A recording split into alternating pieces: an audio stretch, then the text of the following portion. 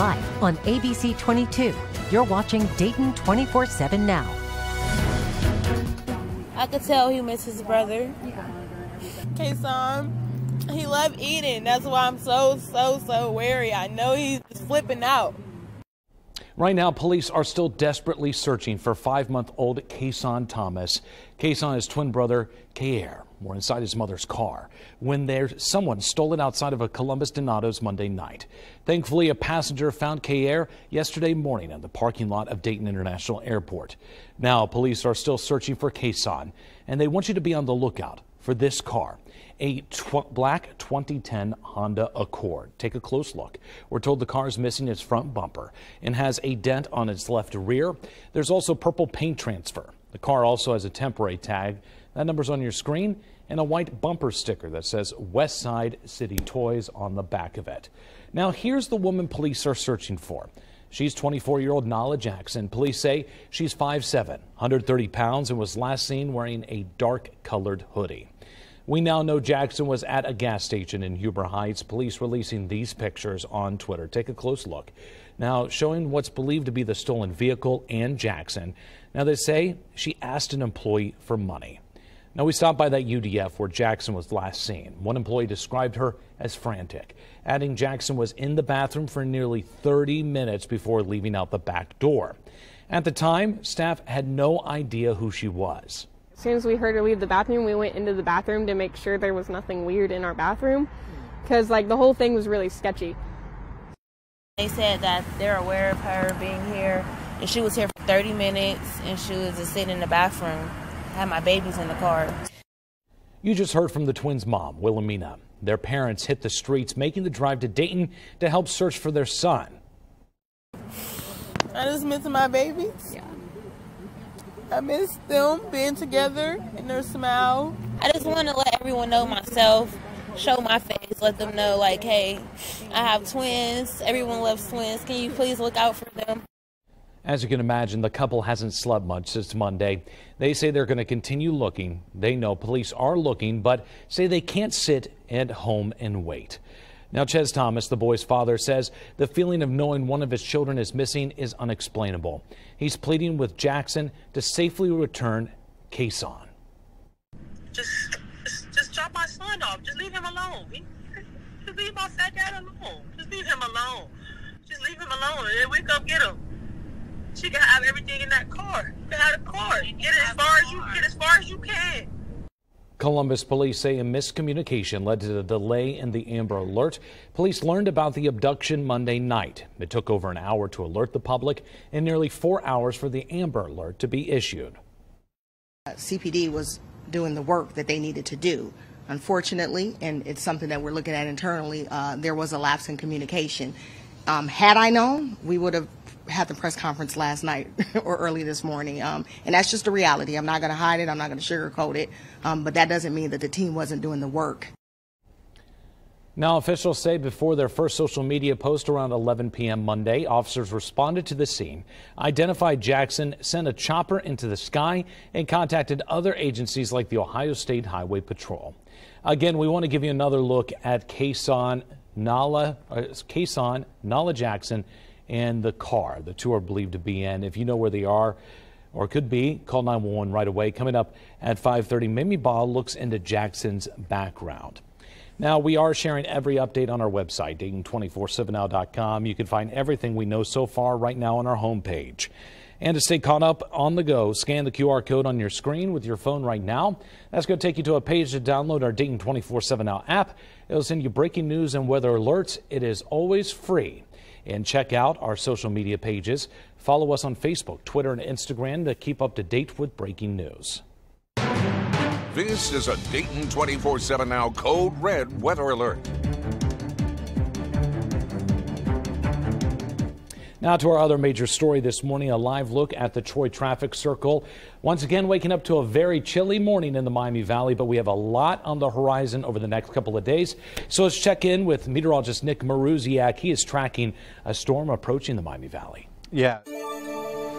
Let's talk about why we've issued the code red, and then we could talk about everything else. We've issued it because we are expecting sub-zero wind chills, teens and 20s below. These could become life-threatening without proper clothing. Meanwhile, we're also going to get some gusts at 45, 50 miles per hour. That brings up the issue of blowing and drifting snow due to snowfall on its way for Friday. Here's what to expect in terms of travel impacts. The heaviest is going to be Friday, and at this point, seemingly early Friday. Thursday we'll get rain and we'll get an abrupt transition to snow. The problem is the rain on the ground means that crews may not be able to pre-treat roads, and thus we could end up with a flash freeze, meaning Friday morning it could be very icy with a fresh pack of snow. And then as we get later and later into Friday, with the wind starting to howl, some of that snow will likely blow and drift, although maybe not quite as much because that snow will be weighed down by the heavy ice. Meanwhile, this morning, we aren't seeing any major issues on the roads.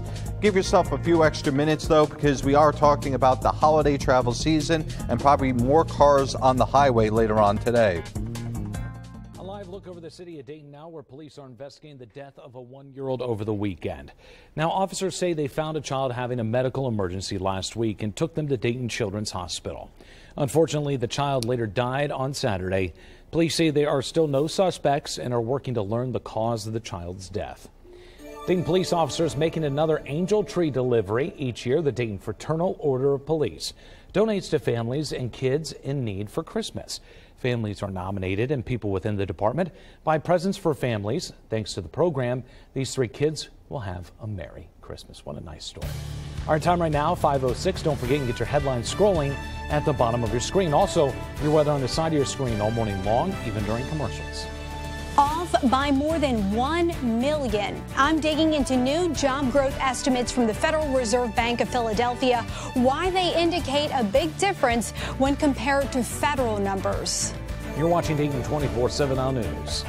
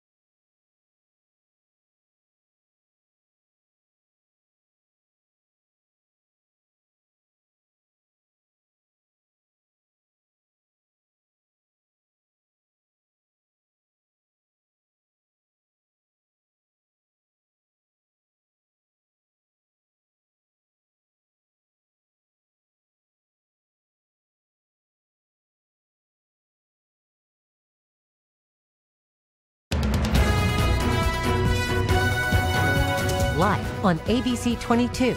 You're watching Dayton 24/7 now.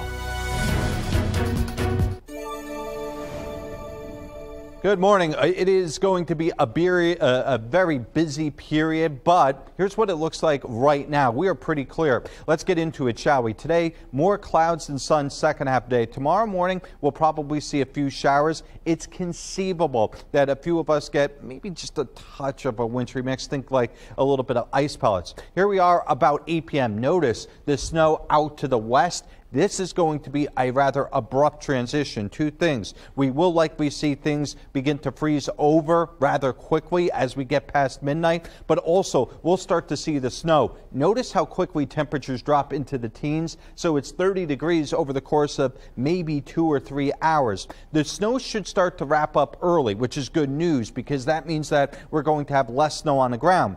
The bad news is any snow that does fall, especially the light and flaky snow, is likely to blow and drift as we get into the afternoon hours on Friday. In terms of impacts, the heaviest impacts are going to be on the side roads, mainly due to the fact that we are going to have icy conditions and a fresh snowpack. The heaviest snowpack likely to be north and west of Dayton. The lowest will be south and east. Either way, there's going to be at least a chance of measurable snow. Now, like I mentioned, side roads, those are going to be more problematic due to the icy conditions. Visibility may become poor at times. This could become a little bit of a higher risk if we do get more light and flaky snow. We backed off just a little bit on that, so I'm not as concerned, but still, that's going to be a concern. And power outages mainly due to the heavy-duty winds. As for this morning, it is a quiet morning commute so far. If you are planning on traveling today, you should face no major issues across the region.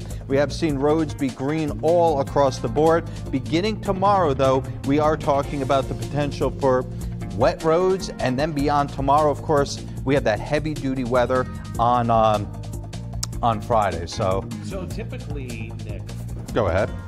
Fridays are a couple days before, the day before Christmas Eve, is the busiest travel day of the Christmas season. So if you've got to travel, if family's coming to visit you, I know my brother's coming in from Virginia, when is the best time to do that? It's either going to be today. If you can't do today, then I would say probably tomorrow because it's just going to be wet. Friday, that's going to be the mess day. That's going to be problematic. And Saturday, with the potential for some breezy conditions and brutally cold wind chills, that may be, let's say, not great to travel in, but you can still do it. It's one of those, today would be probably the easiest day. Yeah, get out before the mess begins. Exactly. You got it. All right. Thanks, Nick. New numbers indicate the government's estimates of job growth are off by more than 1 million jobs. Dayton 24/7 Now's national correspondent Dee Dee Gadden breaks down this new information and what it means for your money. The Bureau of Labor Statistics has 2 monthly surveys to measure employment levels and trends, a survey of businesses and a survey of households. The Federal Reserve Bank of Philadelphia says there's a big discrepancy in those results, and now they have big revisions. This is more consistent with an economy that was either in or on the brink of recession at some point starting in 2022. University of Central Florida economist Dr. Sean Snaith reacting to new estimates from the Federal Reserve Bank of Philadelphia on job growth in the second quarter. Their 10,500 jobs added is vastly different from the president's more than 1 million. It's just results of these surveys that can contain errors from time to time, and usually do to some extent, maybe not as large as what we're seeing potentially this time around. The labor market, he notes, tends to follow what's going on in the economy.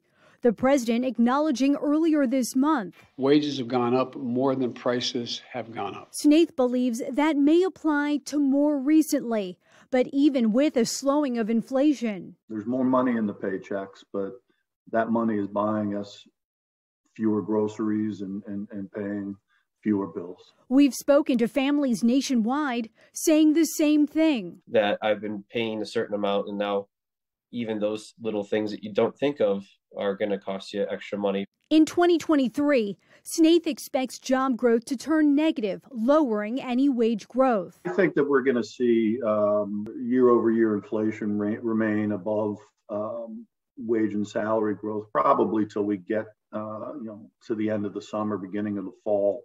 On the BLS job growth numbers, important to note here, those are preliminary survey results. We did reach out to BLS about the number discrepancy. A spokesperson didn't answer that specifically, but did say they don't publish a sum of states' CES or current employment statistics total as cited in the Fed paper. Reporting for the National Desk, I'm Dee Dee Gatton. Our time right now is 5:16, a cross-country treasure hunt from New Hampshire to Hawaii. A couple looking for a time capsule, a story 25 years in the making. Just ahead, what they found and where they found it. You're watching Dayton 24/7 Now News.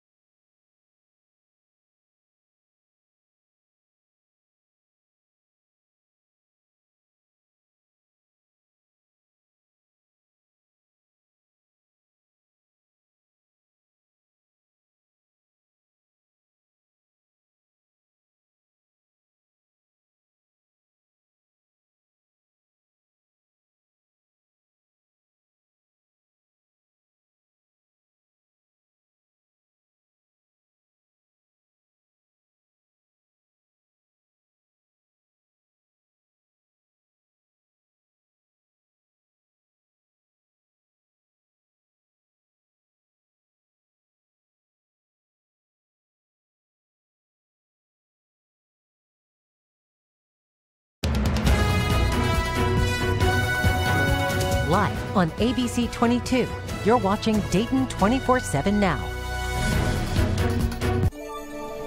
All right, I'm gonna take a mulligan on this one. So I'm going to change the dog of the day. Of course, Willie's been joining us for the last 2 days. We're going to switch out Willie for another dog. Viewer sent in, and I was going to switch it. Unfortunately, technology, me, oil, water. You get the idea.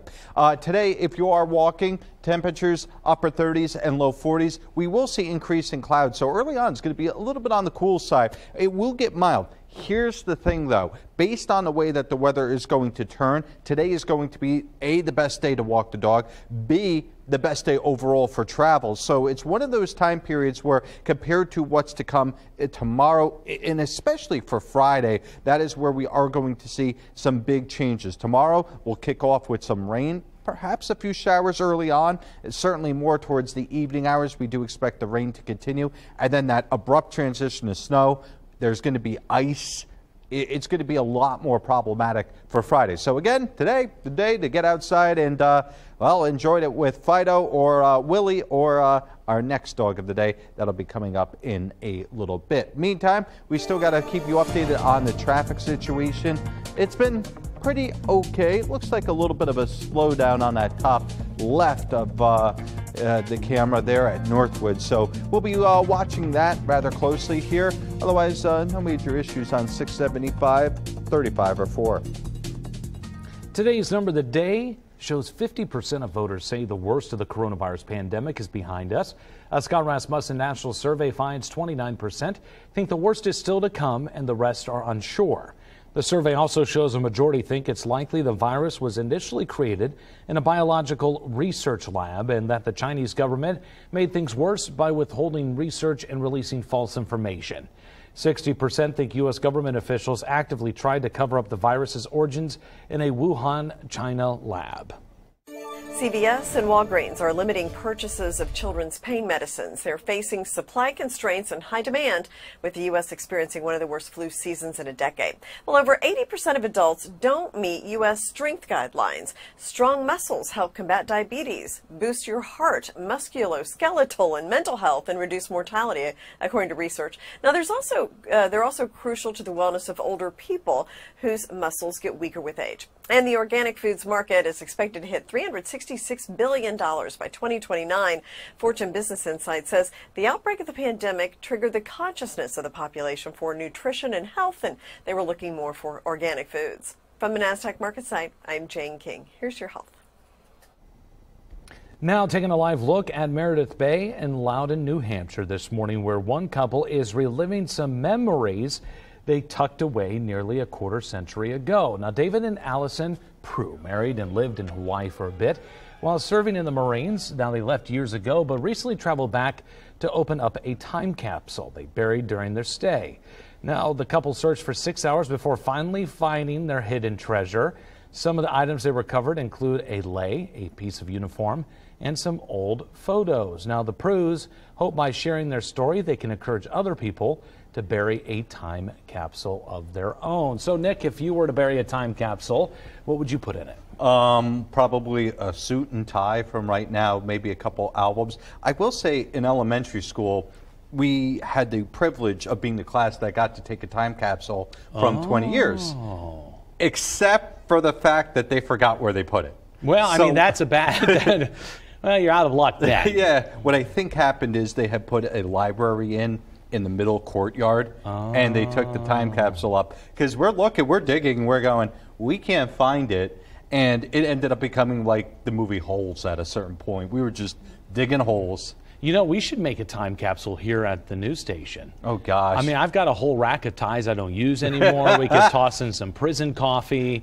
I mean, well, we could toss. Well, you have to have prison coffee here. We have we have a full measure mug we could throw in. I mean, like, we call it a day, man. Yeah, probably one of these. Clorox split. Oh yeah, then we could be like, oh, remember the pandemic where we we were drinking sanitizer and calling it a day? Drinking it. I'm just kidding. Don't drink sanitizer. Our time right now, 5:24. Police still looking for 5-month-old Kason Thomas. Just ahead, the latest on the search in Dayton 24/7 Hours. Mamie Baugh takes a deeper dive into the suspect. But first, here's Chief Meteorologist Natalie Walters.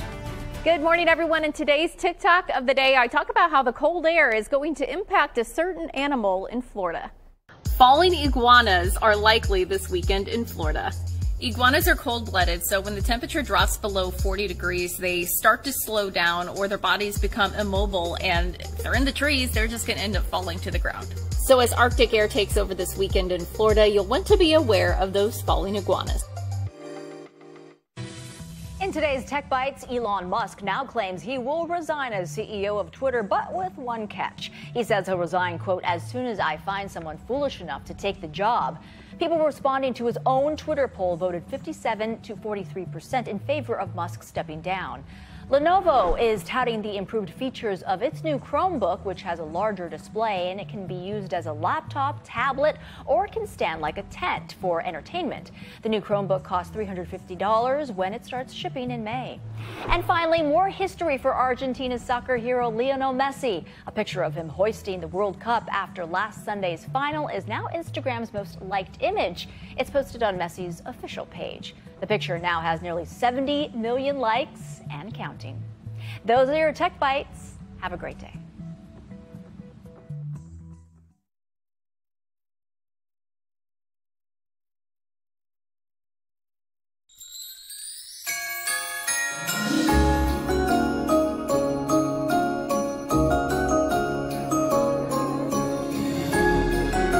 This year, take the time to melt into your holiday moments with Lindor.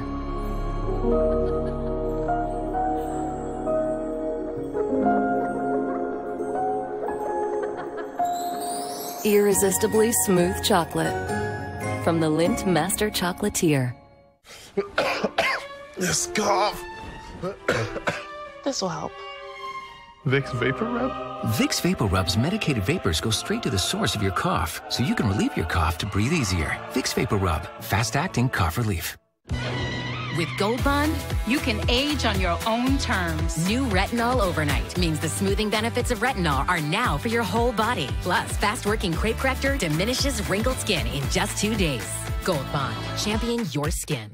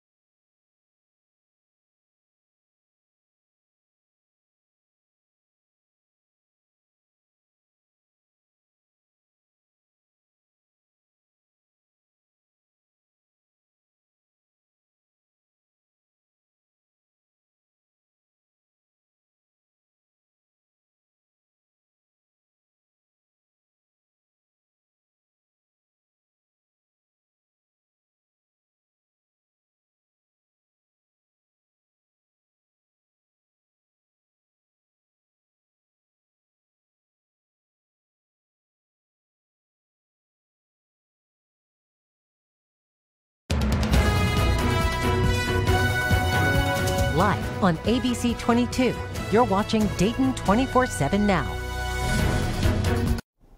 The search continues for 5-month-old Champaign Thomas this morning, and his twin brother Kair were abducted on Monday night. A passenger found Kair at Dayton International Airport.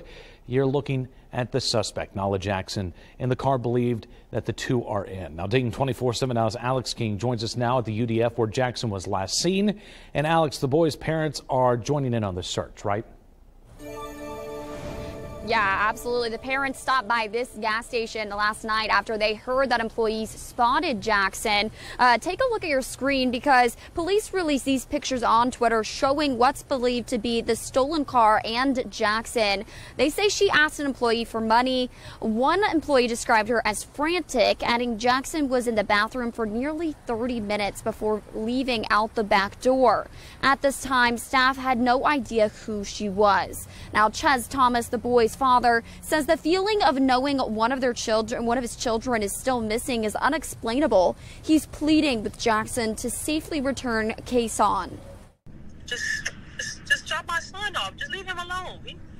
Just leave my fat dad alone. Just leave him alone.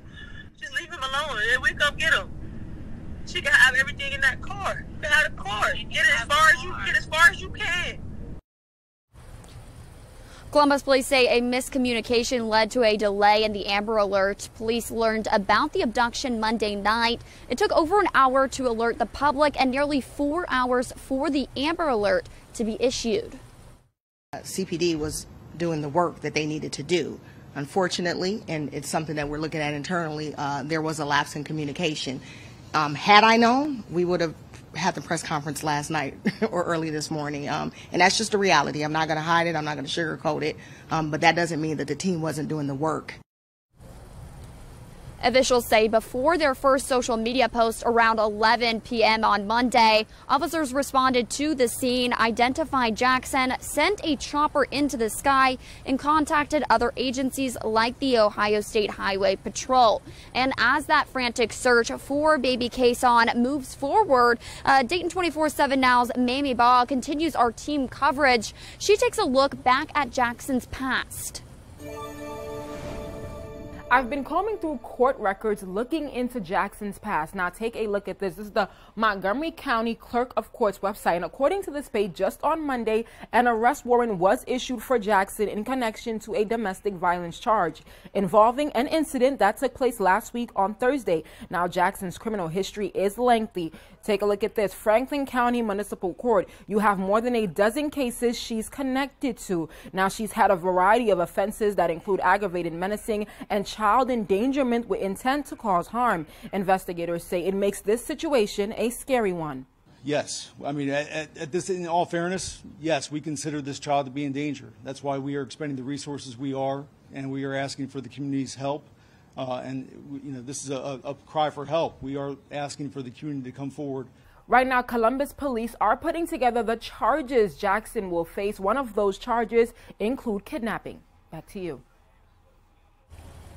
Thank you, Mamie. And again, we want to give you another look at Kason, Nala Jackson, and the car the two are believed to be in. If you know where they could be, call 911 right away. Coming up at 5:30, Mamie Baugh looks into Jackson's background. And stick with us as we continue to track this developing story. We'll keep you updated on air and online at Dayton247now.com. Live in Huber Heights, Alex King, Dayton 24/7 Now News. Thanks, Alex. And to stay caught up on the go, scan the QR code on your screen with your phone right now. That'll take you to a page to download our Dayton 24/7 Now app.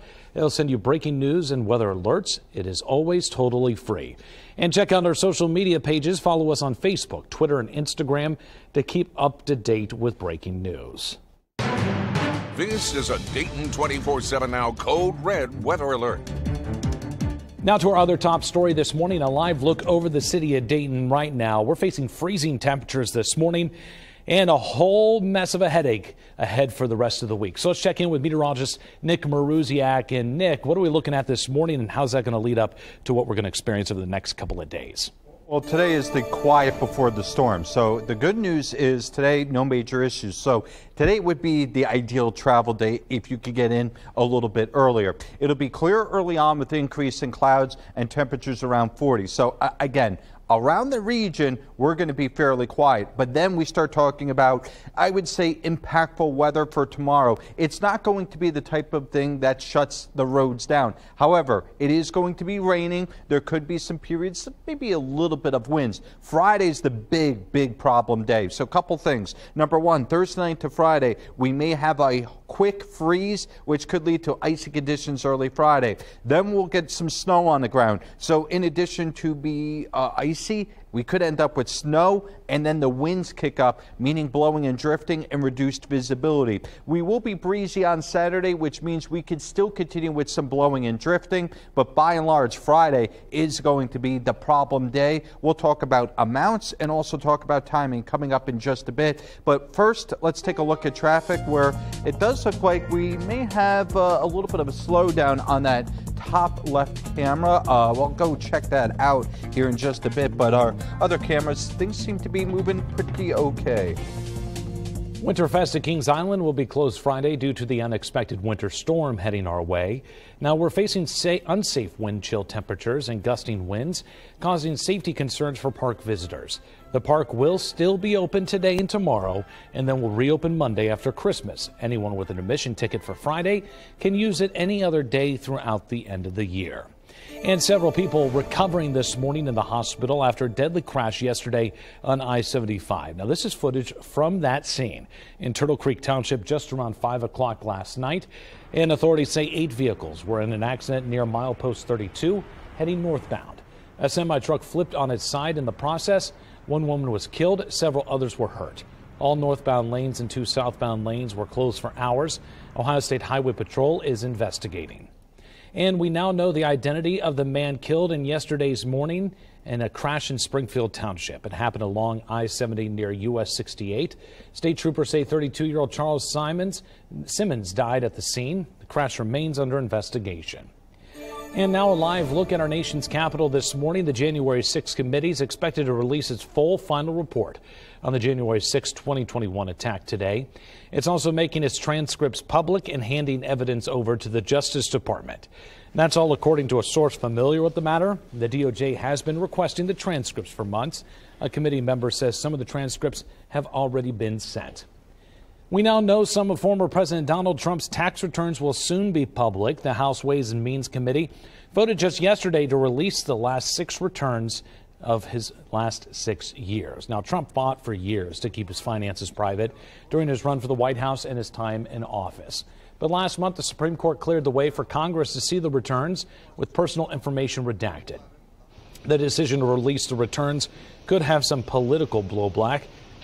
Trump has declared he's running for president in 2024, and Republicans say the committee's decision could set a dangerous precedent. The White House wants to end Title 42, but not for at least a week. That's the policy allowing border agents to quickly expel asylum seekers. The Trump-era rule was set to expire today, and Monday, Chief Justice John Roberts extended the policy to let the Supreme Court hear complaints from Republican-led states. The Biden administration wants justices to reject the emergency bid to keep Title 42 in effect while legal challenges play out, at least until December 27th. There is no deadline for the ruling. Title 42 will be in effect until the justices act.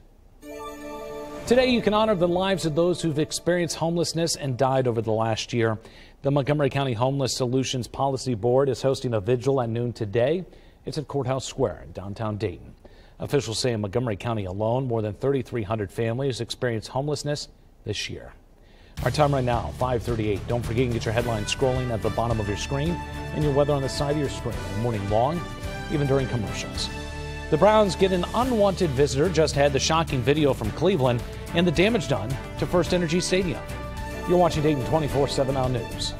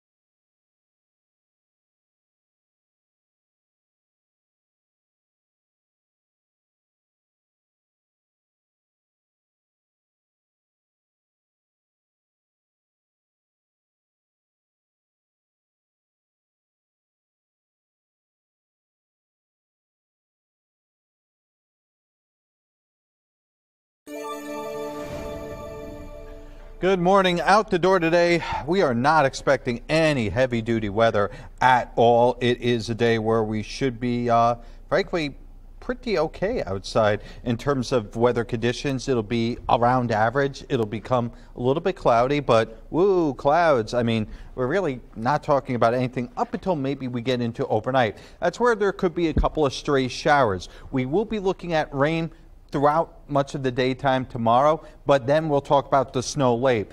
I want to focus in on Friday and Saturday. We have issued code reds for the cold weather, but it's worth pointing out that we could also start talking about really hazardous driving conditions early on Friday. The worst case scenario is that we get a layer of ice and then blowing and drifting snow on top of that, reducing visibility. That being said, I still think at the bare minimum, you are going to see some icy spots early Friday morning due to water on the roadways becoming frozen. And then on top of that, we'll add on a little bit of snow, perhaps even just a little bit more of, let's say, the blowing and drifting style of snow. But again, the cold weather, the other storyline, it is going to be brutally cold for Friday and Saturday with wind chills well below zero both of those days. Our time right now is 5:42. UD hits the hardwood, trying to find a win before the holiday break. Ahead, Matt Digby has highlights from Dayton and Alcorn State. You're watching Dayton 24/7 Now News.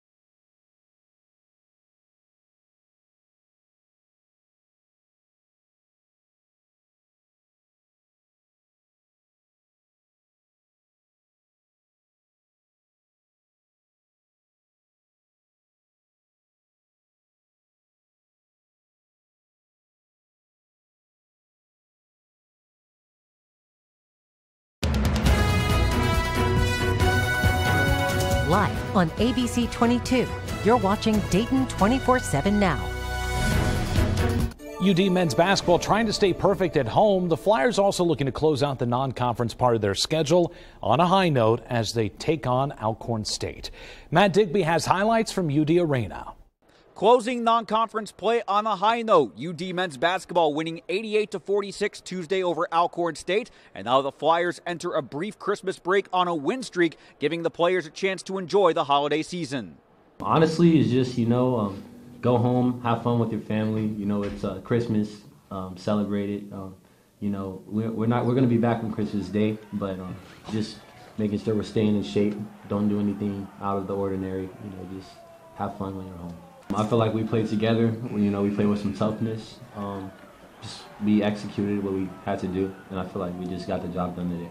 It's good for your mental health, man, just to have time to see your family, and they always come support us, watch us on TV. You know, some of us, you know, their families are not able to see them. So it's a time that they get a chance to spend time with family. So we're really grateful for this. I'm happy for our guys that we came out to play. You know, no matter the competition, we just come and play hard. I'll spend time with my family and, you know, just kind of reevaluate some things here with our team as we prepare for conference. This is the time of year. It is what it is this time of year, you know, as a basketball coach. I've been doing this for a long time, so it's kind of a routine. I thought our guys understood what we needed to do offensively to be able to flow and have success, and then defensively, we did a really good job in both halves. So great all-around game. I think it was a really good way to finish non-conference play.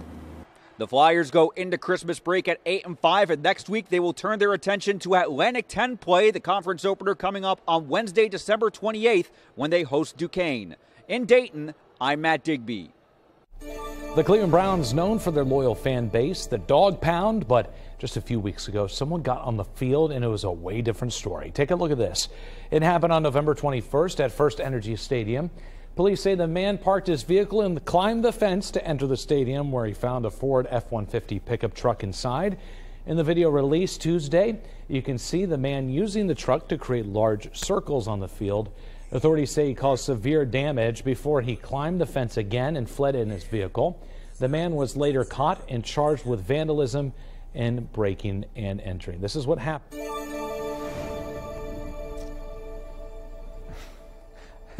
I enjoyed that from Nathan. This is what happens when you're a Browns fan. When you're a Jets fan, you just crash into the stadium. I think that's what happens. Anyway, we are looking at showers across the area for tomorrow morning. Tomorrow during the daytime, we'll have on-again, off-again showers. But let's focus in on tomorrow night. This is the time period where it goes from rain to snow. Here we are, 8 p.m., snow out to the west. If you're traveling Chicagoland, Southwest Michigan, Fort Wayne area, that's going to be more problematic. For us, it's going to start right around the midnight hours. It's going to be an abrupt transition, meaning that not only are we going to go from rain to snow, but any rain on the ground will likely freeze over. The only good news is that will likely crust over that first wave of snow. And because we are going to see the snow move out rather rapidly, it doesn't look like we're going to have much in the way of blowing and drifting snow, or at least the totals will be lower than if this went all day. Either way, look at some of these temperatures. We'll be at or below zero, and with winds howling, it's going to feel like the teens and 20s below. In terms of amounts, higher to the north. Still, we're only talking a few inches at the most.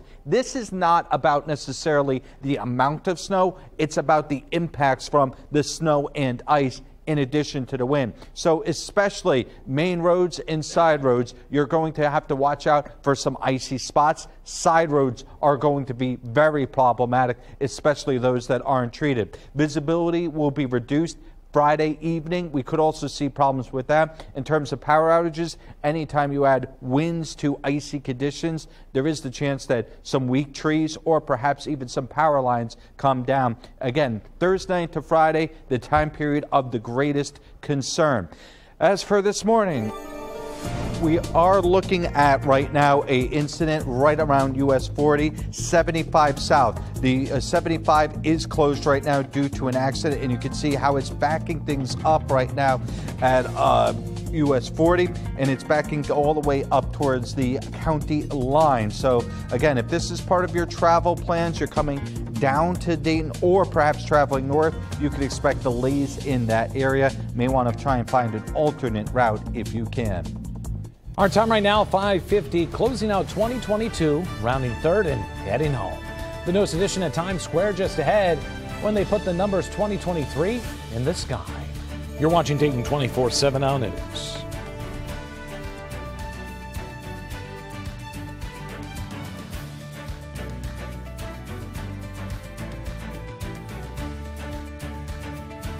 In this morning's GMA First Look, bracing for holiday travel trouble. That holiday storm wreaking havoc on travel plans for the 102 million Americans traveling by road and air, with airlines already canceling and delaying flights even before the storm hits. But there are ways to make sure that Travel Scrooge doesn't win out. First things first, travel waivers that could help you move your existing flight in order to beat the storm.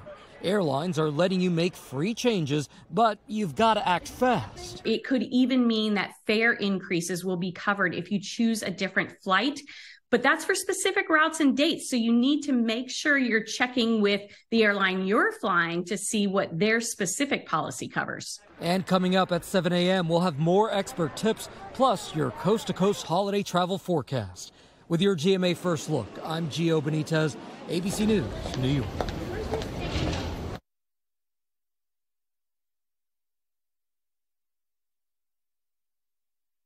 We did it, Wilbur! Huzzah! Why do you get the armrest? Why shouldn't I? If you're on a flight, you need to share the armrest. And if you want to save by bundling home and car insurance, you need Geico. I didn't get peanuts. Oh, well. Did you hear that? It's the sound of your sandpaper skin shredding the sheets. You need Jergens Ultra Healing Lotion. Much softer. Now, if only it could soften the snoring.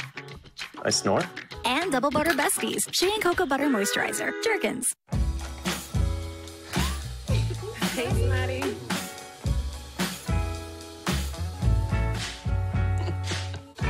You guys. Love you. Thank you, Mom. You're welcome.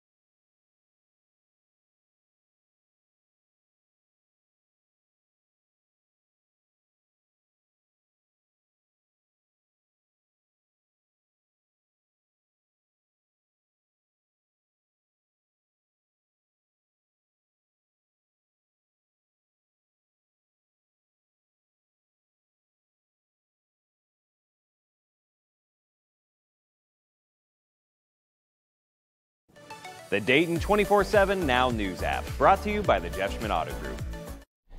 We're following breaking news just into our newsroom. We've been following the situation for you all morning long. Crews are now working to clean up a deadly crash on I-75 at US 40 that just happened. Now, it is a two-vehicle crash involving a semi-truck. One person's confirmed dead, and right now we know the road is closed at National Road and 63. Crews are working on making a detour, and of course Nick is monitoring this very closely in our traffic reports this morning, and we will help you find the best way around this. We will continue to bring you updates on our roadways all morning long. To get the breaking news push alerts sent directly to your phone, download the Dayton 24/7 Now app in Google Play and Apple App Stores. Welcome to the Watson's Weather Patio, where this morning it is still pretty chilly outside, but you know, in the grand scheme of things, 20 in the morning could be a whole lot worse, especially when you put a minus sign next to it. Of course, we have issued a code red for Friday and Saturday. So here's what we do know. There is snowfall potential. 1 to 2 inches generally seems to be about the number in around the Dayton area. But with the potential for 50-mile-per-hour gust, you're talking about blowing and drifting during the day on Friday. You're also talking about the potential for sub-zero wind chills, including teens and 20s below. So if you're like me and you don't have a hat or a glove on Friday morning, you're going to be a little bit in trouble, especially if you break down. That being said, Friday, it's also going to be a case where the roads may become icy. Friday's going to be very much so problematic. As we get into Saturday, things won't be that much better, but it will be getting a little bit better. We'll talk about some warmer temperatures next week, plus really time out that forecast for Friday because it is going to be a busy travel day. A new app enters the circle of social media, and some are wondering if Mastodon can challenge Twitter. Now, last month, Mastodon expanded from 300,000 users to 2.5 million. According to its founder, in a statement, he says the platform is focused on boosting its software to help make its expansion move as smoothly as possible. This comes during a turbulent time for Twitter, which has drawn some criticism since Elon Musk took over. Now, last week, Twitter started blocking links from Mastodon and other platforms, including Facebook and Truth Social. But Musk ended the policy shortly afterward. And now a live look this morning from Times Square, as you can see the sign for 2023, as we prepare to turn the page on 2022 and head into the new year. The giant 7-foot-tall numerals arrived in New York City on Tuesday. Workers traveled with them across the country. The coast-to-coast trip began in Los Angeles, and the numerals made stops in Nevada, Tennessee, Washington, and Pennsylvania for holiday festivities before hitting their final destination in the Big Apple. The numbers will be on display through Friday. Then workers will place them on top of Times Square, where they're going to be part of the city's traditional ball drop. We got a lot more coming up on ABC 22 in the morning at 6 a.m. We're continuing to follow breaking news this morning as one of the twin babies from the Amber Alert out of Columbus is still missing this morning.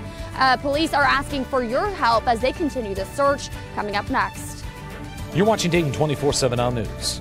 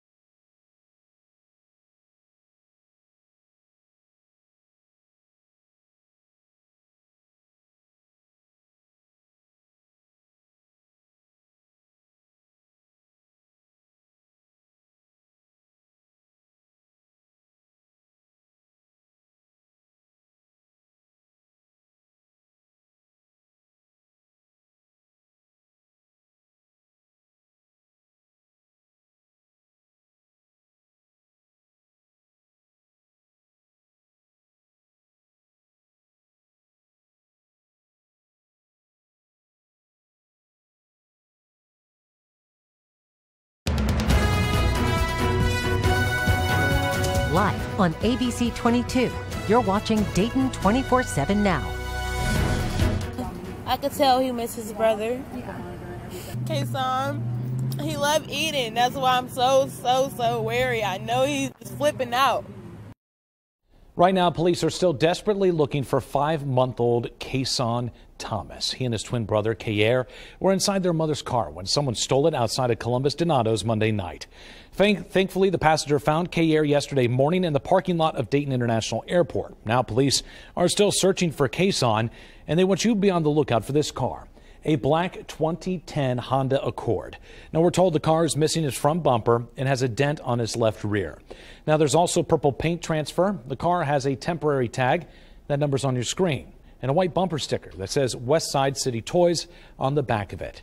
Now, here's the woman police are searching for, 24-year-old Nala Jackson. Police say she's 5'7", 130 pounds, and was last seen wearing a dark-colored hoodie. We now know Jackson was at a gas station in Huber Heights. Police releasing this picture. Take a close look on Twitter. showing what's believed to be the stolen car and Jackson. Dayton 24/7 Now's Alex King joins us live now at that UDF with the very latest on the search. Alex. Yeah, as you mentioned, Nathan, police say this is the UDF where Jackson was last seen. Employees here say she was asked for money. One person we talked to described her as frantic, adding Jackson was in the bathroom for nearly 30 minutes before leaving out the back door. At the time, staff had no idea who she was. As soon as we heard her leave the bathroom, we went into the bathroom to make sure there was nothing weird in our bathroom, because the whole thing was really sketchy. They said that they're aware of her being here, and she was here for 30 minutes, and she was just sitting in the bathroom. I had my babies in the car. And you just heard from the twins' mom, Wilhelmina. Both parents made the drive to Dayton to help look for their son. I just miss my babies. Yeah. I miss them being together and their smile. I just want to let everyone know myself. Show my face, let them know, hey, I have twins. Everyone loves twins. Can you please look out for them? As you can imagine, the couple hasn't slept much since Monday. They say they'll continue looking. They know police are looking, but they say they just can't sit home and wait. Again, we want to give you another look at Kason, Nala Jackson, and the car the two are believed to be in. If you know where they could be, call 911 right away. And stick with us as we continue to track this developing story. We'll keep you updated on air and online at Dayton247now.com. Live in Huber Heights, Alex King, Dayton 24/7 Now News. Alex, thanks. And we're sharing every update on our website, Dayton247now.com. You can find everything we know so far right there on our homepage. And to stay caught up on the go, scan the QR code on your screen with your phone right now. That'll take you to a page to download the Dayton 24/7 Now app. It'll send you breaking news and weather alerts. It's always free. Check out our social media pages. Follow us on Facebook, Twitter, and Instagram to keep up to date with breaking news. And now we're following breaking news as crews are working to clean up a deadly crash on I-75 at US 40 that just happened. You're taking a live look at our ODOT cameras from 75 at Northwoods Boulevard. You can see that backup right there. We know it's a two-vehicle crash involving a semi-truck. One person is confirmed dead. Right now, we know the road is closed at National Road and 63, and crews are working to make a detour. We will continue to bring you updates on our roadways all morning long. To get breaking news push alerts sent directly to our phone, download the Dayton 24/7 Now app in Google Play and Apple App Stores. This is a Dayton 24/7 Now Code Red weather alert. Well, the busy morning doesn't stop there. We want to give you a live look now at the Troy traffic circle this morning. You can see chilly start to our morning here in the Miami Valley, but this is really the calm before the storm. Let's check in with meteorologist Nick Maruziak to explain what that all means. Yeah, it's not just a proverbial. It is literally the calm before the winter storm arrives. Sub-zero wind chills are going to be likely, teens and 20s below, meaning if you're not wearing proper clothing, this becomes life-threatening in a matter of 20-30 minutes. We could be looking at wind gusts of 45-50 miles per hour, and in addition, we're going to tack on snow to that. So we've issued the code red because we do expect brutally cold conditions. However, there are going to be major impacts to your travel plans on Friday. Thursday, it's all about the rain. I think it's going to fall starting in the morning, continuing through the afternoon and evening. Beginning Thursday night to Friday, we'll see an abrupt switchover, and because it's going to happen so quickly, any rain that's still on the ground will become ice, and it could be a very icy morning in addition to whatever snow we get. As we transition towards the afternoon and evening, temperatures will remain sub-freezing, so any roads that don't get treated will still be icy, but then we'll tack on blowing and drifting snow. This is going to be the most problematic day, so be prepared, and if you can get out today would be a much easier travel day, except if you're going 75 south. Let's go ahead and show you some of our traffic cams again.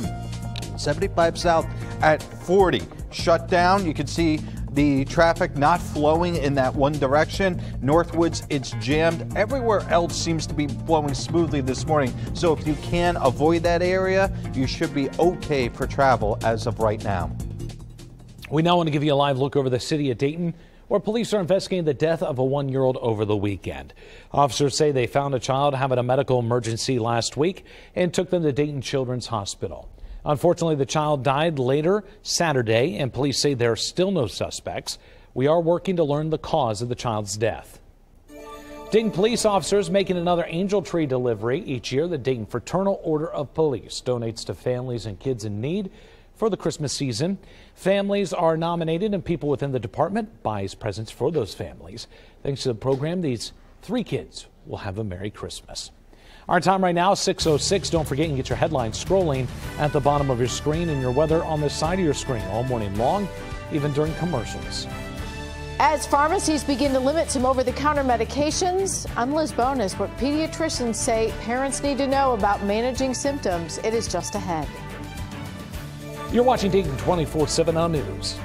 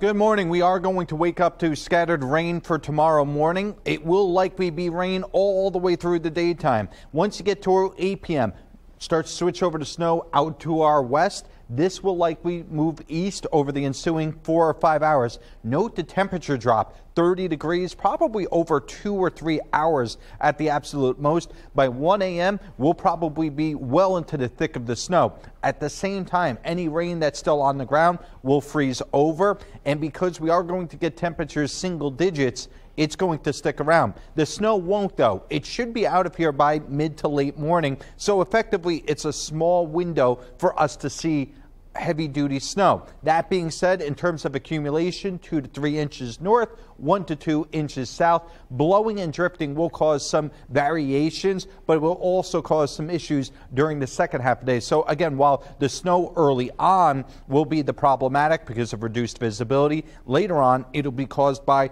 the blowing and drifting. In addition, it is going to be brutally cold during the second half of Friday. As for today, we are tracking that major traffic issue on I-75 South. That's at US 40 area. You can see the traffic at Northwoods backed all the way up towards the county line. That is going to be your only problem spot as of right now. Otherwise, 675 and 75 are looking okay. But again, that one area is going to be the problem spot. This has been one of those weeks where you and I are looking at each other going, okay, take a deep breath in. Ooh. Well, I mean, it's not even the worst travel day yet. Like looking ahead to Friday, we talk about this big weather event that's coming. If people have to head out onto the roads, I mean, what are going to be the main hazards for drivers on Friday morning? So Friday morning is going to be the ice, especially untreated roads. We're probably not going to be able to pre-treat because it's going to be raining during the day on Friday. Then on top of it, you look at the snow on the ground. That's going to cover the ice, so you may not see the ice. Then it's the winds. It's one of those that we're just almost hacking on issues to what's already going to be problematic.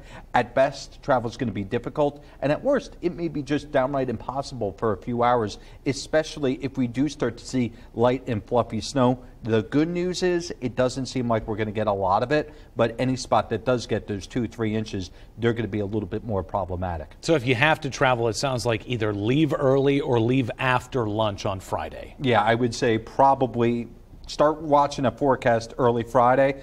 Even Friday evening may be very, very difficult. Yeah, just get out the door early. Yeah, I'm saying if you can go today or tomorrow, do yourself a favor, save yourself a headache. Nick, we appreciate it. Our time right now, 6:12. A cross-country treasure hunt from New Hampshire to Hawaii. A couple looking for a time capsule. A story 25 years in the making. Just had what they found and where they found it. You're watching Dayton 24/7 Now News.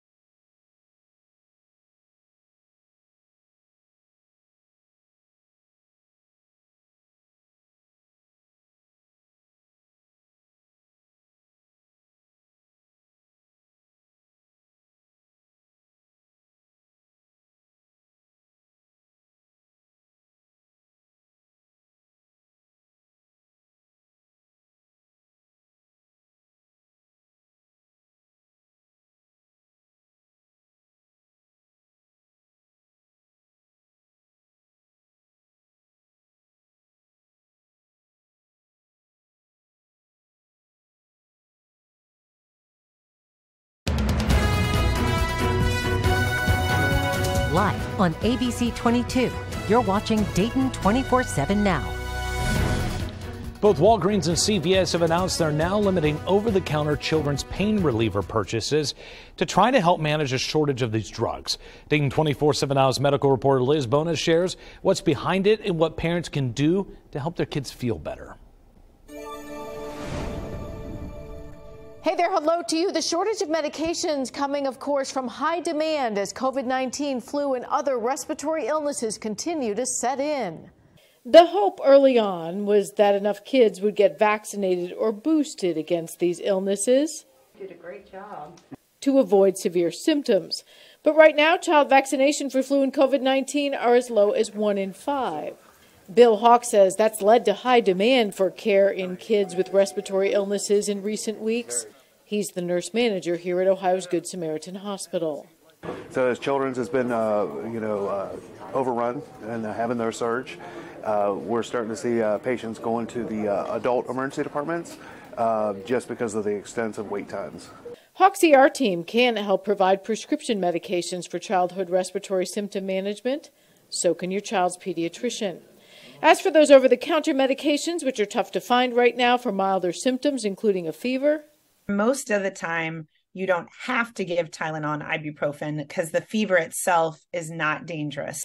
Dr. Elizabeth Shodlecker says you can usually treat the fever and many other respiratory symptoms of nasal congestion, a runny nose, a scratchy throat, cough, and irritability with rest and fluids. She does not suggest you give adult doses to children because some different capsules, or sometimes there are extended release tablets. Some of them are not designed to be cut or crushed. Instead, she says, ask a pharmacist about other over-the-counter options, and some of these may include nasal saltwater drops for a stuffy nose, a humidifier for breathing, and keeping children away from smoke, which can aggravate respiratory symptoms. Now, this flu and respiratory illness season expected to last until usually at least early spring. I'm medical reporter Liz Bonas. Now back to you. Good morning. We are expecting temperatures today into the upper 30s, if not low 40s. Tomorrow, very similar. We are going to see some showers during the morning hours. That'll transition to some snow probably right around midnight for most of the area. Note that abrupt temperature change. Two things. Number one, that means snow. Number two, that means that anything on the ground will freeze over rather rapidly. Then from there, brutally cold wind chills during the day on Friday. In addition, with the winds howling, we could be looking at a scenario where we see reduced visibility. Now, whether that means blizzard conditions, meaning quarter-mile visibility for 3 hours plus, that remains to be seen. But either way, all day Friday, I'm expecting at bare minimum things to become much more difficult for travel than you usually expect. As for the conditions, probably the biggest impact is going to be side roads because those are going to be untreated, icy conditions, snow covered, meaning you're not going to be able to see it. Main roads also going to be problematic. Visibility, this could actually be higher if we do see light fluffy snow, and power outages as well are possible, especially because we're talking about the combination of ice, which weighs a lot, and also some rather gusty winds. Temperatures crashing Friday and Saturday. That's one of the reasons why we have issued code reds, because we're talking about dangerous, life-threatening wind chills on both of those days. Sunday and Monday will slowly begin to warm up, but it is worth pointing out that Sunday and Monday it will still be pretty cool, and we do have that chance of light snow on Monday. Meanwhile, we've been watching this developing traffic situation by I-75 and US 40. Traffic is backed up. That is due to a crash that has turned fatal. Obviously, they are diverting traffic in that area. If you can avoid I-75 south around US 40, that's as you're coming into Dayton. You want to do that because we are seeing major backups in and around that area. Otherwise, this morning, 75 and 675 are looking okay. But again, we are watching that scenario, and we are continuing to keep you updated on the traffic flow in and around that accident or crash. Topping this morning's Dayton Business Journal headlines, a new multifamily housing community is expected to open in Springboro next summer. Maribel on Springs Boulevard will feature 80 two-bedroom and 88 three-bedroom units. The project costs $25 million. Each unit will have its own private entrance and outdoor space and range from 990 to nearly 1,300 square feet. Features include granite countertops, luxury flooring, ceiling fans, and 9-foot ceilings. To read more about this story and others like it, head to Dayton247now.com, click on the News tab, and select Dayton Business Journal. And taking a live look at Meredith Bay in Loudon, New Hampshire this morning, where one couple's reliving some memories they tucked away nearly a quarter century ago. David and Allison Prue married and lived in Hawaii for quite a bit while serving in the Marines. They left years ago, but recently traveled back to open a time capsule they buried during their stay. The couple searched for 6 hours before finally finding their hidden treasure. Some of the items they recovered include a lei, a piece of uniform, and some old photos. The Prues hope by sharing their story they can encourage other people to bury a time capsule of their own. Fun story. Our time right now, 6:21. Trying to get over the hump and closer to holiday weekend ahead. Digital producer Max stopping by with our Facebook poll question. You're watching Dayton 24/7 Now News.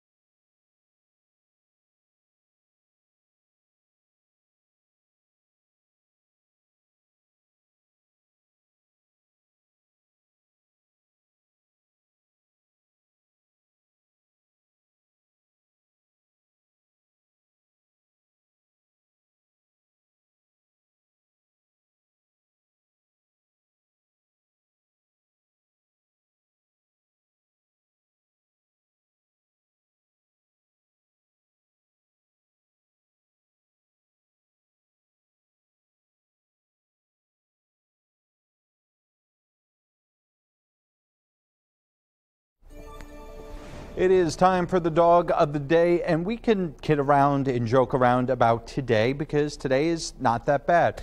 Joining us today is Spike. Donna sent in Spike. I think he's in the Christmas season, if you ask so myself. And again, it's one of those days where it's going to be pretty nice to get outside. So it's one of those days where, all right, we could have some fun with. Tomorrow, probably a lot of these will be yellows, and then for Friday these are certainly going to be reds because we are expecting some rather hazardous conditions outside, not only for us but for our canine and also feline companions, because if it gets cold for us, reminder, it gets cold for them, and with wind chills below zero, especially if you have a short-haired dog or a dog that is more prone to becoming cold, I want to make sure that you either limit their time outside or perhaps dress them warmly. That for Friday. Meantime, today, upper 30s, low 40s, sunshine giving way to some cloud cover as we get into the afternoon and evening. Meanwhile, we have been tracking a situation on I-75 South. That's at US 40. You can see it on our cams. That is backing things up all the way to the county line. At US 40, they are stopping traffic, so it is closed on I-75 South, and now it's also the northbound lanes are beginning to rubberneck a little bit. If this is part of your morning commute, you got to give yourself plenty of extra time. As of right now, though, we don't have any other incidents in and around the area. Our digital producer, Max, standing by with our poll question of the day. All right, Max, so what's the question we're asking this morning? We have a fun one today. Let's say you were tasked with creating your very own reality TV show. What would it be about? All right, Nick, what are we feeling here? You know, I would love to see people try and do our jobs. Like, come up here in the morning. No, let's just list me out. List me out. Get up at 3 o'clock in the morning. You have the kids screaming at 8, 9 p.m.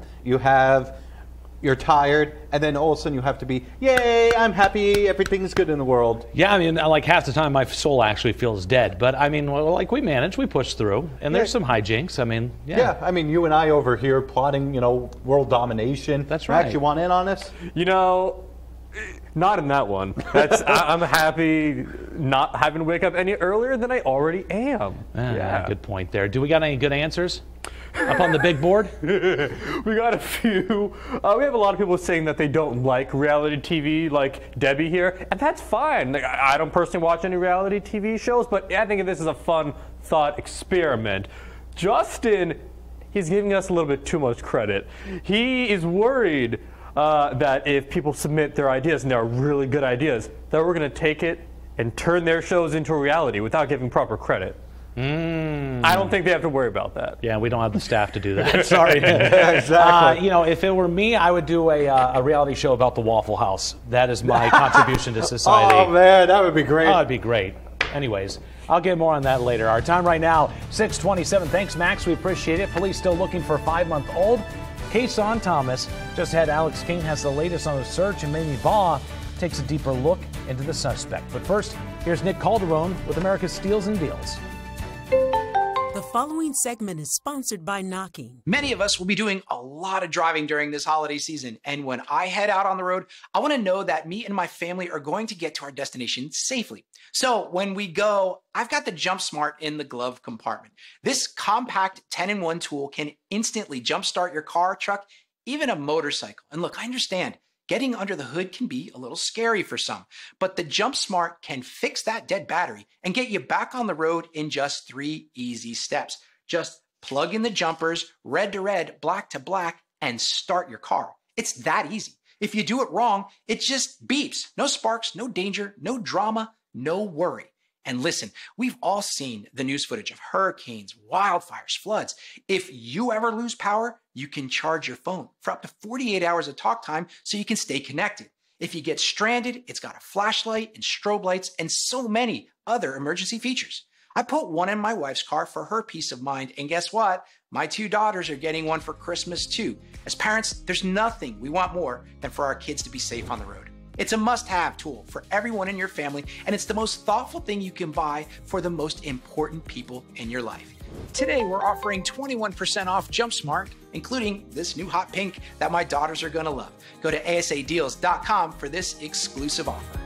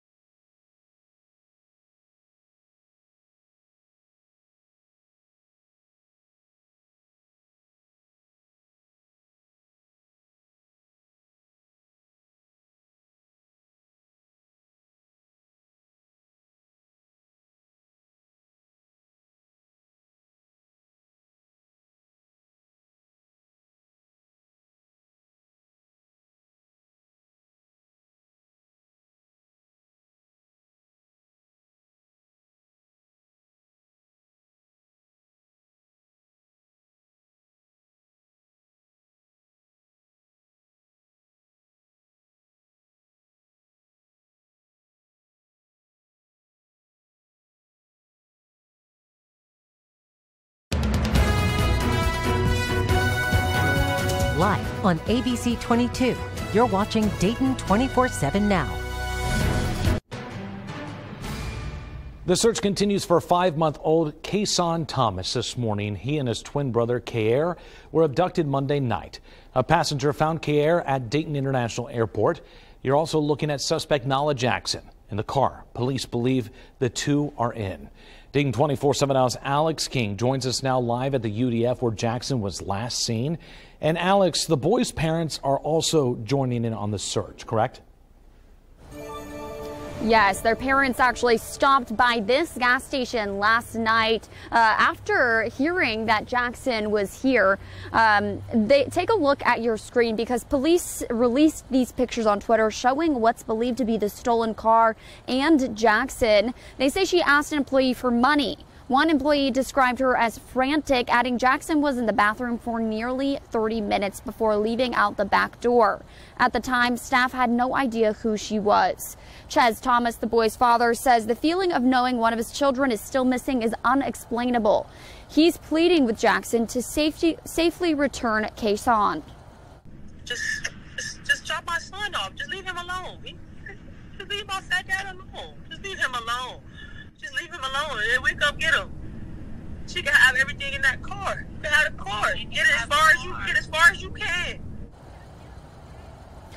Columbus police say a miscommunication led to a delay in the Amber Alert. Police learned about the abduction Monday night, and it took over an hour to alert the public and nearly 4 hours for the Amber Alert to be issued. CPD was doing the work that they needed to do. Unfortunately, and it's something that we're looking at internally, there was a lapse in communication. Had I known, we would have had the press conference last night or early this morning. And that's just a reality. I'm not going to hide it. I'm not going to sugarcoat it. But that doesn't mean that the team wasn't doing the work.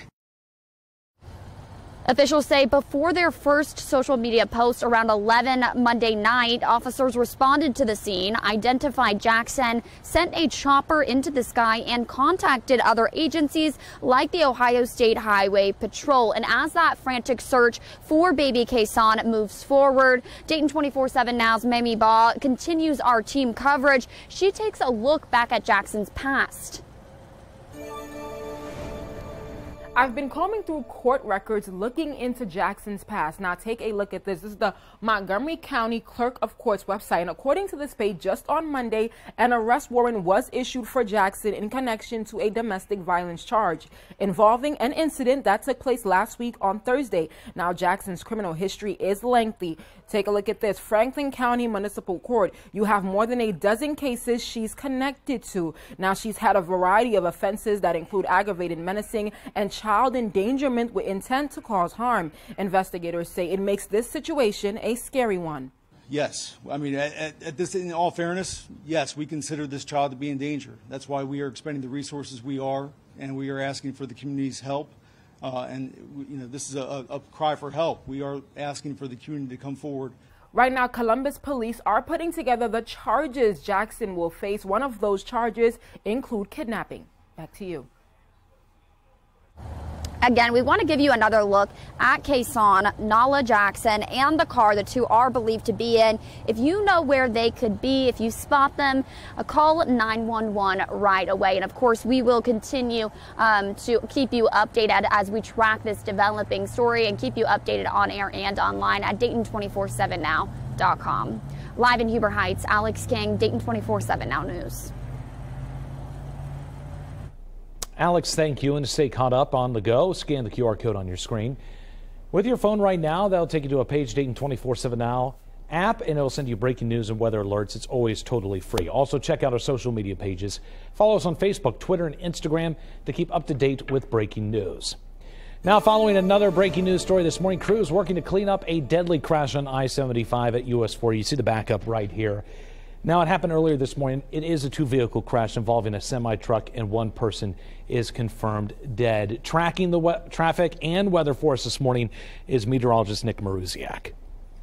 Yeah, it's been a busy morning here at 75. Obviously, you can see the County Line Road area. That has been the problematic spot. Now, that being said, we are also looking at problematic areas for Thursday, Friday, and Saturday. In particular, of those three, Friday is your highest impact day. A couple of things going on. Thursday, we're going to see rain. That's likely to produce some roads that become icy by Friday morning. We'll top that off with snow. So not only is it going to be icy, but there's also the potential that it gets snow covered, so you may not see the ice. Then we add on winds to that. So effectively, we are just adding on more and more difficulties throughout much of the day on Friday. Friday afternoon, evening would be perhaps the easier of the morning or evening. It still is likely to be problematic at best, and at worst, we could still be talking about some roads becoming impassable, especially those that haven't been treated. Saturday will be breezy and very bitter cold. Keep that in mind that even on Saturday, there's still likely going to be some spots that are going to be difficult to drive. This is going to be a busy time period, but one, the earlier you can get, the better you're off. A live look now at our nation's capital. The January 6th committee is expected to release its full final report on the January 6, 2021 attack today. It's also making its transcripts public and handing evidence over to the Justice Department. That's all according to a source familiar with the matter. The DOJ has been requesting the transcripts for months now, and a committee member says some of the transcripts have already been sent. Our time right now, 6:38. Don't forget you can get your headlines scrolling at the bottom of your screen and your weather on the side of your screen all morning long, even during commercials. Still searching for 5-month-old Kason Thomas, and our coverage continues in just minutes. We check in with Columbus for the latest. You're watching Dayton 24/7 Now News.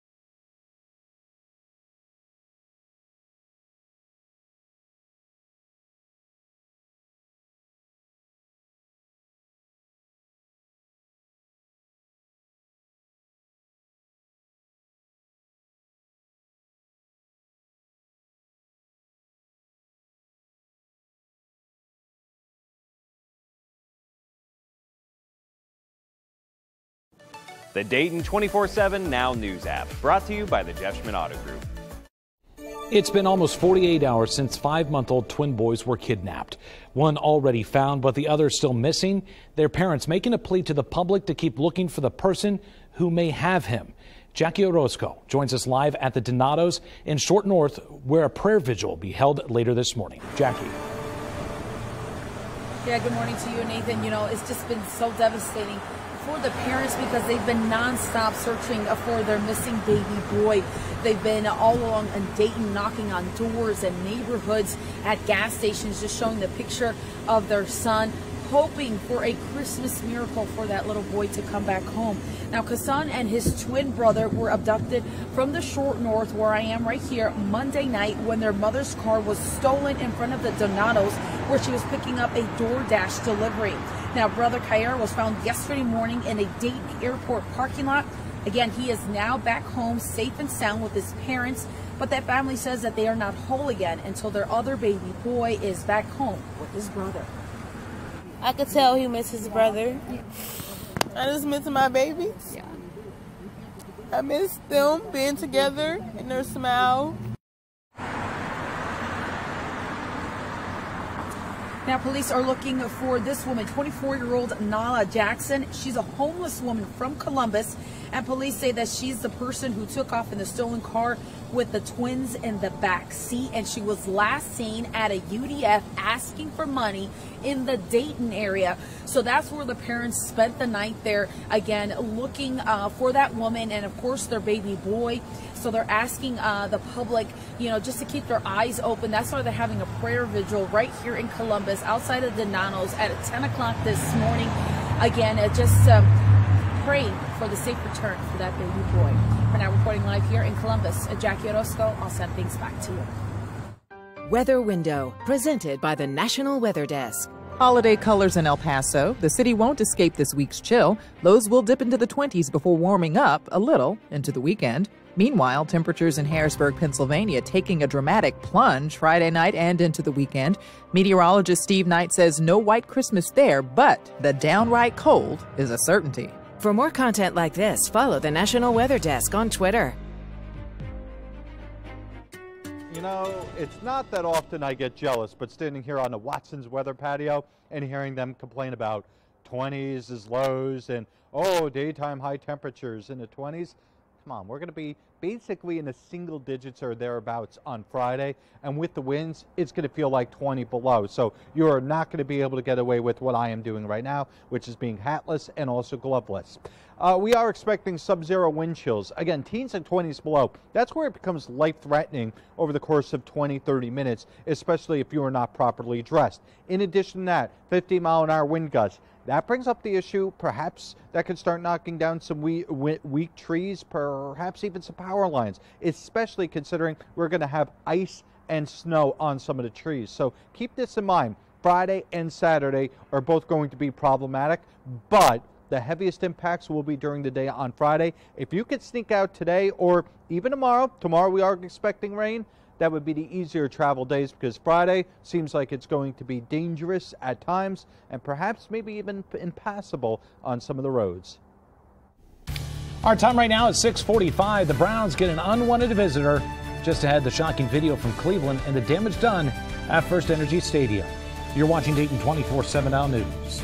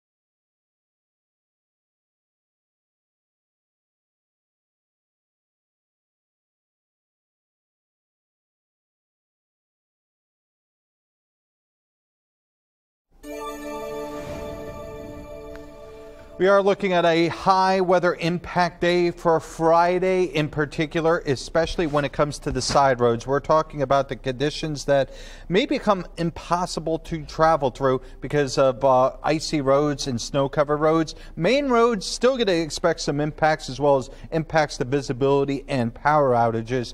And this is going to be a time period of at least some decent concern for us, because we're talking about not only the potential for, let's say, impacts to travel, but let's say the worst happens. You do get stuck. We're also looking at the potential for teens and 20s below when it comes to wind chills. What does that mean? It means if you're not dressed in a hat, a glove, a scarf, or even a jacket, it becomes life-threatening in a matter of minutes, maybe even a half hour. And because of that, we're telling people you need to be really, really cautious Friday and Saturday. In particular, Friday would be a higher impact day, but Saturday I don't want to lose focus on, because Saturday it's still going to be breezy. You're still going to have some blowing and drifting snow.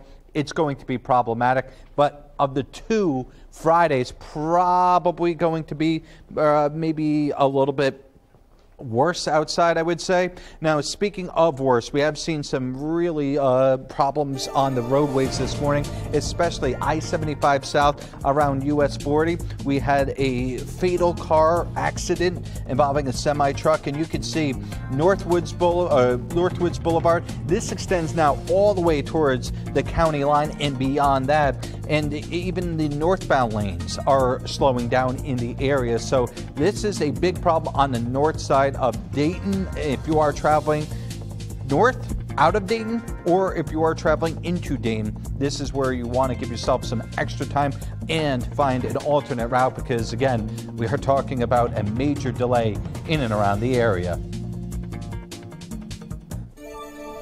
The Cleveland Browns, known for their loyal fan base, myself included, the dog pound, but a few weeks ago, someone got on the field and it was a very different story.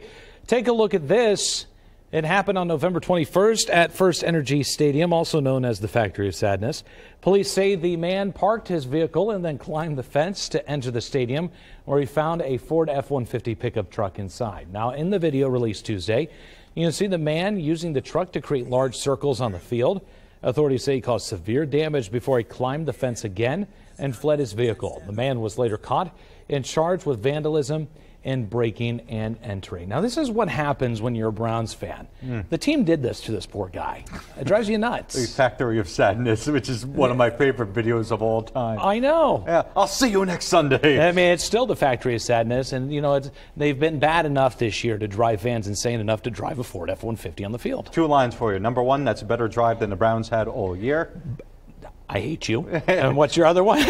He's just trying to recreate Bo Jackson from Tecmo. Oh, God. Yeah, right. It's funny because when you watch them play the game, you could see the tire marks on the field out there. But, I mean, you're a Jets fan. You're miserable, too. Yeah, pretty much. That's just the way it goes, right? Yeah, right? You know what? We can enjoy our misery together, and you get to, you know, like... Misery loves company, and our producer's miserable right now as well. He's saying, tease, let's go along. So let's do it. Giddy up. Our time right now is 6:52. UD hits the hardwood, trying to find a win before the holiday break at 7 on Fox 45. Matt Digby has highlights from Dayton and Alcorn State.